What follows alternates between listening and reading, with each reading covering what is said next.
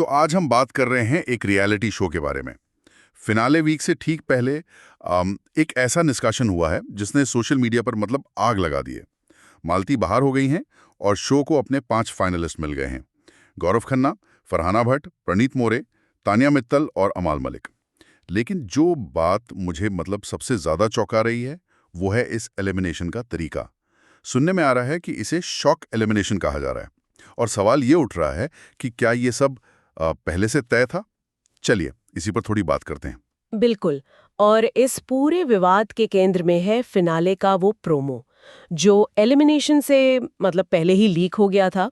दर्शकों ने तुरंत ये बात पकड़ ली कि उस प्रोमो में मालती कहीं भी नहीं थी और बस यहीं से प्री डिसाइडेड और अनफेयर होने के आरोप लगने शुरू हुए।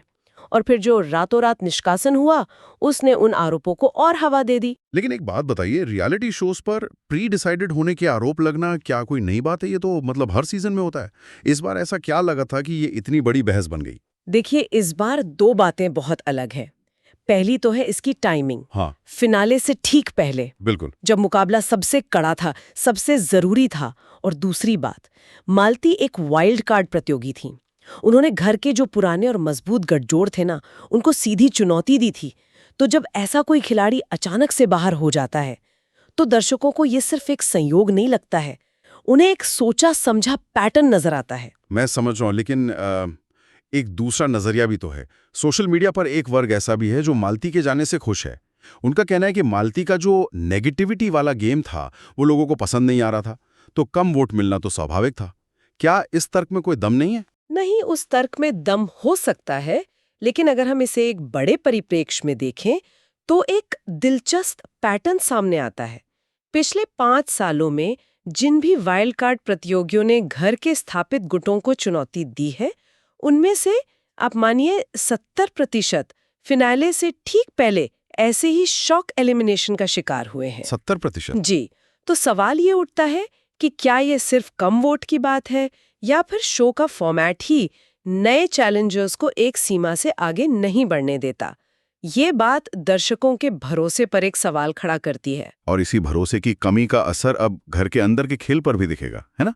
तो अब जब मालती बाहर हैं, जो गौरव की सबसे बड़ी कॉम्पिटिटर मानी जा रही थी, तो इसका गौरव के गेम पर क्या असर पड़ेगा?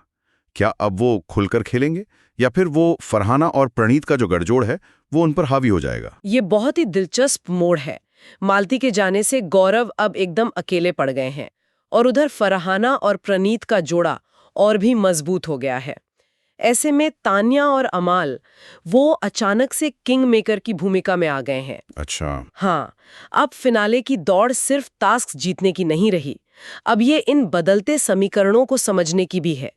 इस एक निष्कासन ने फिनाले का तनाव और अनिश्चितता दोनों को कई गुना बढ़ा दिया है। तो कुल मिलाकर हम ये कह सकते हैं कि मालती का निष्कासन सिर्फ एक प्रतियोगी का बाहर जाना नहीं है। बिल्कुल नहीं। ये एक ऐसी घटना बन गया है जिसने शो की निष्पक्षता, उसके फॉर्मेट और दर्शकों के भरोसे पर एक बड़ी बहस छिड़ दी है। अंत में सोचने के लिए एक सवाल छुड़ जाते हैं, रियलिटी शो में मनोरंजन और पारदर्शिता, इन दोनों के बीच संतुलन बनाना कितना महत्वपूर्ण है, खासकर तब जब दर्शक भावनात्मक रूप से इतना जुड़ जाते हैं।